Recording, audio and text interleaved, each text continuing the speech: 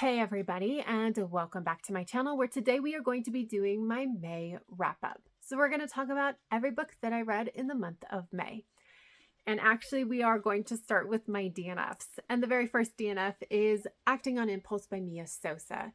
So this is an adult contemporary romance and we're following our two leads. Carter is our male lead, and he's an actor, and his latest role had him kind of scrawny and scruffy, and so he's going to Aruba to kind of rest, relax, and work out so that he can have his buff physique back. And enter our female lead, Tori, who is actually a personal trainer, and she is also on her way to Aruba, but that's more to avoid some public fallout from a very, very public breakup. And he ends up asking her to be his personal trainer, and the story goes from there. And I DNF'd this at page 20 primarily because I did not like our male perspective. Essentially, when he saw Tori, he was just like, I'm going to marry her. And then he proceeded to describe how beautiful her body was. So I'm like, hey, like, I'm okay with lust at first sight. I get it. But to be like, hey, I'm going to marry her, but all I have to go off of is her body, that really, really bothers me. It was just overly dramatic. I wasn't into it. So I actually read the next chapter, which was from Tori's perspective, and it wasn't bad, but it didn't make up for the problems that I had with Carter's perspective.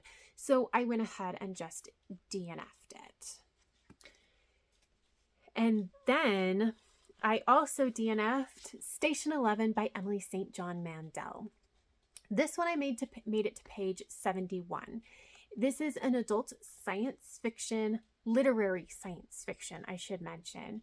And essentially, we have multiple timelines. One of them is present day, where there is a flu pandemic that is ripping through the US and actually the world. And then the other timeline is 20 years in the future. And the one in the future, we're following an acting troupe as they make their way through this very dystopian landscape. And the story kind of goes from there. And I made it 71 pages in. And what I will say is the writing style is definitely not really for me. But also, I think that this helped make it very clear that I'm not really a person that always gets on well with science fiction and fantasy that has a more literary bent. And the reason being is that it very frequently it feels like people who use science fiction and fantasy to tell a very literary story are really just using it more as window dressing. And a lot of times the world building maybe doesn't make as much sense, or we don't spend a ton of time with that world building because it's not the point, right? Or, it may not have a very tight, concise kind of plot, because again, that's frequently not the point. When you're doing a literary work, it's frequently about the overarching message. And for me personally, I just mostly don't care about an overarching message. Like, I'm totally fine if it's there. I can even enjoy it if it's there, but that's not why I'm reading books. I'm reading books for entertainment, and I find mostly that pulp is very, very entertaining. So I don't think that this is a bad book. I just don't think it's for me. And as I was going through it, I was realizing this is probably going to be a 3-star read for me. And I wasn't necessarily enjoying the process of reading it. So I went ahead and DNF'd it. And then I also read books 3 and 4 in the Toby Day series. So that is An Artificial Night and Late Eclipses. And so this series is by Shannon McGuire, if I didn't say that, but it's an adult urban fantasy series where we are following our main character of October Day. And she is half human, half fae, and a knight in the fairy realms who is frequently thrown at really oddball problems because she just has that weird skill set that can maybe solve some of those weird problems. In this third book, Toby's best friend, one of her best friends, kids goes missing, and so And it turns out it's not the only Fae children to have gone missing. And so Toby goes to investigate. And then in late eclipses, some of Toby's oldest allies are being attacked. And she thinks that maybe her oldest, one of her old nemesis is back. And so again, she's got to investigate before anybody dies. And the stories go from there. And this is really interesting because, like, on this reread of An Artificial Night, what I noticed the most is it's another step up. It's a step up from book 2 in terms of quality for the writing and the characters and the world building. We finally have enough of the world building that it's really starting to make sense. The characters are starting to really make sense, and how they interact and what their place is in the story. This is a really difficult read because it's missing children, which is definitely a thing for fairies. Like, that's changeling children is a myth from like way old times. Like that's a whole thing, is that the Fae steal your children. So it's a recurrent theme in this series, understandably so, but it's still hard to read. But this one, I realized I had a really hard time with it, mostly because of the setup of the storyline. It has the same problems that the third Lord of the Rings movie has, where there's like 2 false endings and it just keeps going. And then you finally have the real ending. And it's partially just because of how the story was set up in this book. So you think that you know what the ending is going to be, and then it's not over yet. And then you're like, okay, but this is going to be the ending, right? And it's like, no, there's actually more to it. And it's understandable once you see the full picture what the actual storyline was and where the climax was. But as you're reading it, it does drag because you think that it's going to be over soon, and then it's not. I think that this is just one of those things where, with a little bit of tweaking from the writer, it could have been okay. It's not necessarily a setup that I love, but it could have been done better, and I think that I would have enjoyed it more. But as such, I'm just checking what my rating was, but I gave it 4 stars. It is so much better, and there is a lot to like, but I didn't quite love it because of the setup of the storyline. And then we have Late Eclipses, and this one is just like, this is one of my favorite books in the series because, again, we're getting a step up in that quality. It's finally starting to find that groove, but this is also where everything kind of starts clicking into place. We don't have the full picture yet for world building or characters or where the story is going, but this is where it becomes very obvious that the author really knew what she was doing in the first books when she gave us a bunch of facts that didn't seem to make sense, right? So there was all this information that was provided, and we were like, okay, why do we need this?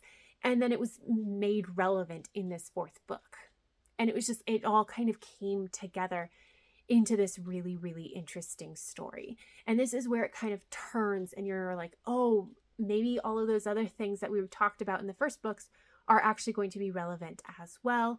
And again, we also start to see maybe where this story is going to start heading. And I just think that this is a turning point. And after this, I just basically love every single book in this series. So I was excited to get to this one and read it. And I'm excited to continue on. And I gave Late Eclipses 4.5 stars. And then I also read Marked in Flesh and Etched in Bone by Anne Bishop. And these are books 4 and 5 in the Other series. So the Other series is also adult urban fantasy, and it posits this world where there was a species that came before the humans, and they are called the Terra Indigene, or the Earth Natives. And they are the dominant predator. And their mission is to protect the Earth and deal harshly with anything that does harm to the land, even if it brings them into conflict with humans. Now, for us, for the humans, they interact primarily with the smaller Terra Indigene, which are the shifters. And that's like, well, it's the shifters and like the vampires and the elementals. In the very first book, our main character of Meg Corbin is on the run because she is a blood prophet. Basically, you cut her skin and she speaks prophecy, and she is trying to get away from the person that would try to use that ability for his own profit. And she finds herself in a courtyard where the Terra Indigene land meets the human land, basically, and she takes sanctuary there, and the story goes from there. And I can't actually give a very good description of either book 4 or 5 because this series has an overarching plot that is very, very interconnected, and I would just spoil the previous books. But suffice it to say that I really enjoyed these books. So, one moment, sorry. I had to check my rating, and my book is down on the ground. So Marked in Flesh is a good book and a great series, and like it's just more of the same. It's great character development, it's good plot. I love this world and the amount of thought and energy that was put into this. These books are both rereads. This is also one of my favorite series. And for the reread of Marked in Flesh, what I found is that it was definitely one of those rereads that you're reading for comfort and familiarity, not to have like a close reread where you catch new things. And it did admirably at that. I really enjoyed it. This is arguably, like, it's not quite the climax of the series, the end of this, but it has a very climactic moment that we've been building to for a very, very long time. And it was just really nice to see the payoff for so many different things. And then we have Etched in Bone, and I literally read this in a day. And, oh, sorry, Marked in Flesh, I gave 4.25 stars. So Etched in Bone, I read in a day, and it's really good. And this time around, as I was reading it, it was really remarkable to me how well written our antagonist is. I hate him so much. Like, there are some characters you love to hate. He is one of them. He's just so well written. And I thought before that I didn't actually like this book all that much, but I think it's just because I hate that character because he is so well written. And knowing that, I was able to pull back a little bit from his perspective when we were in it and just enjoy like the story that was told. And yeah, I mean, I read it in a day. I like this book. So I ended up giving it 4.5 stars. And then we have The Tea Dragon Society by Katie O'Neill. This is a kid's graphic novel, and we're in this fantastical world with a lot of different kind of species and beings. And dragons, at least some of them, have been domesticated into these tea dragons. So they're completely reliant on somebody for their care, but they grow tea leaves on their horns that can be harvested over time, and they offer the drinker a very unusual kind of experience. And we have this young girl who is in this town who is essentially learning how to be a caregiver for a tea dragon. And the story kind of goes from there. And I found this to just be completely adorable. It was like, from the premise to the art style to the actual story itself, it was just adorable. It was heartwarming. And it was also very quietly, very lovingly queer, which I really, really appreciated. But through this all, like, it was this, again, the art style and the story and the premise and everything was very much kid oriented, but was done in a way that I think a lot of adults can actually enjoy as well. I don't normally enjoy kids' stories very often. Like, it's just very simplistic in a way that doesn't appeal to me as much. But I really, again, I just found this to be very, very heartwarming. I will continue on with this series, and I ended up giving it 4 stars. And then I also picked up Groundbreaking Food Gardens by Nikki Jabor. This is 73 plans that will change the way you grow your garden. And I love nonfiction books. because like the title says it all, right? So it really is a book of plans for gardens. And so like you literally get pictures and then like a layout for a plan for every garden. And this is something that I thought was very interesting, but I don't think was intended to be read cover to cover. It's like, it's really great if you have like some idea of what kind of garden you want. And you're like, oh, I want an heirloom garden or something. Like they have that. And it gives you, you know, a potential layout with some tips and also some varieties of plants that you might look into that are heirloom and at least the person who has this garden enjoys their flavor. It does get repetitive after a while though, and that's why I think it's not intended to be read cover to cover. Because a lot of if you do read it cover to cover, which I tried to do, it gets really, really repetitive. A lot of the plans kind of sound very similar to each other after a while.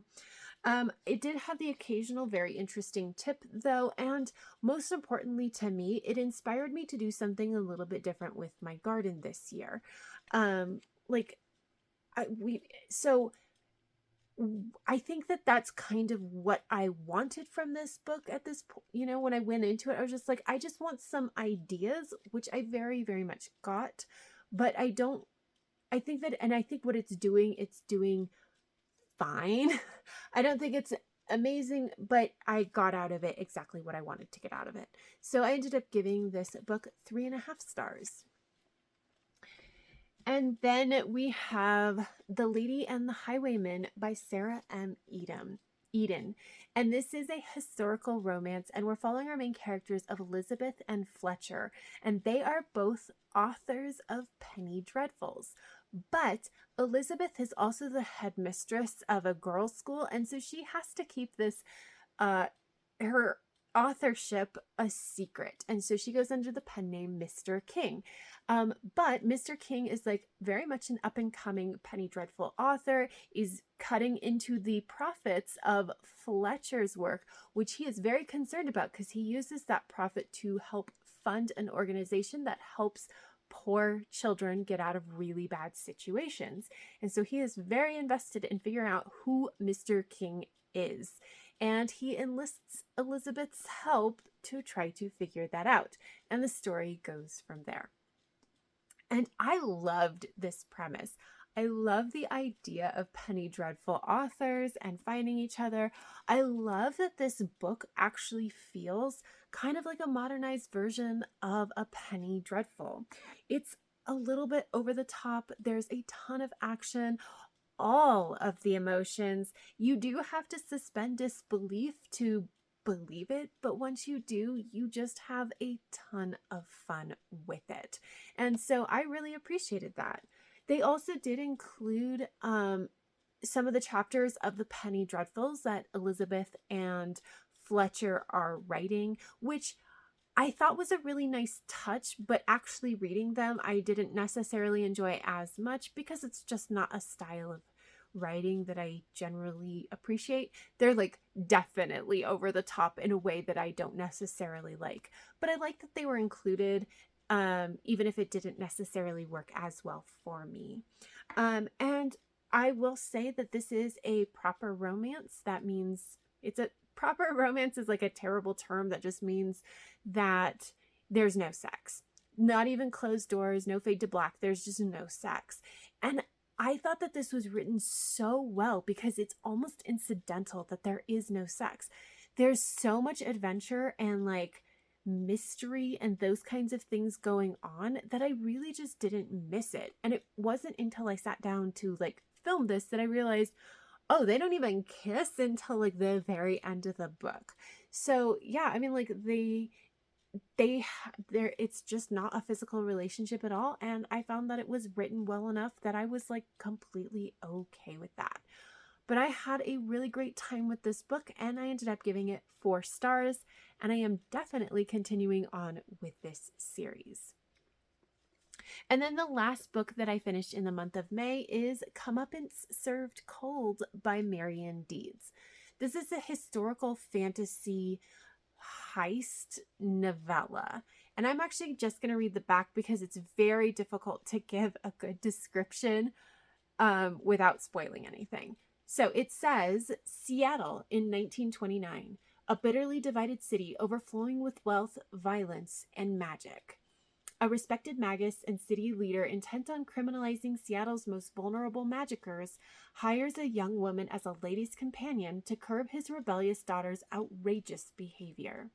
The widowed owner of a speakeasy encounters an opportunity to make her husband's murderer pay while she tries to keep her shapeshifter brother safe. A notorious thief slips into the city to complete a delicate and dangerous job that will leave chaos in its wake. One thing is for certain, comeuppance eventually waits for everyone. So it's definitely a heist novel, and we're following a couple of different people, two primary perspectives of this. And the primary perspectives are within this wealthy family following the caregiver of the daughter, and then the other perspective is the speakeasy owner who has the shapeshifter brother. And how this is told is very, very interesting because we have multiple perspectives, two perspectives. We're primarily in the caregiver's perspective, Dolly White. We're primarily with Dolly, but we also do get the occasional perspective from the speakeasy owner, Violet. But so we have multiple perspectives. We have multiple timelines. You actually, at the beginning of each chapter, it'll say like November 7th, 1929, 10 days before. And you actually have to pay attention because we don't go completely linearly. Like we do jump around the timeline a little bit. And it's also got 3 different sections. So in the first section, we have part 1, orphan, and then part 2, grifter, I think is what it's called. And then part 3 is, I think, changeling. And it's fascinating because it's actually, how I'm describing it makes it sound extremely complicated, but as you're reading it, it's really not. You do have to pay attention as much as you do in any kind of heist novel like this, but not more so, I would say. So even though I was having a little bit of a struggle with reading when I was in the midst of this, I was still able to keep a hold on everything that I needed to understand this book. So I think that that's done extremely well. I like the characters. I wish we got more with the characters. I know why we didn't, because it's a short, it's a novella. We don't have enough time for that. But like, I would have liked more. Also, we didn't get a ton of world building, which makes sense. That's not the point of this novella. But what I will say about the world building is that in the moment, what we got always felt like enough for what we were doing. It wasn't until later that I was just like, but hold on, I want to know more. I want to go deeper on that. And we never did, which again makes sense because it's a novella and that's not the point of this novella. So it is actually fairly light on the world building, but the world building is so interesting that I really, really hope that the author will come back to this world and give us more in this world. But like, the plot itself I thought was fascinating, and I think it came together in a really nice way. And I don't know, I really liked this. I thought that this was done really, really well, and I ended up giving this 4.25 stars. So that is everything that I read in the month of May and the 2 DNFs that I had. So if you have any thoughts or feelings about any of the books that I talked about in this video, please leave me a comment down below. Also, if you don't have any thoughts or feelings, you are more than welcome to just let me know what you are reading, because I am always curious what people are reading. But that is all I have for this video. So if you liked it, please give it a thumbs up, subscribe if you want to, and until next time, have happy reading, and I will see you in my next video. Bye!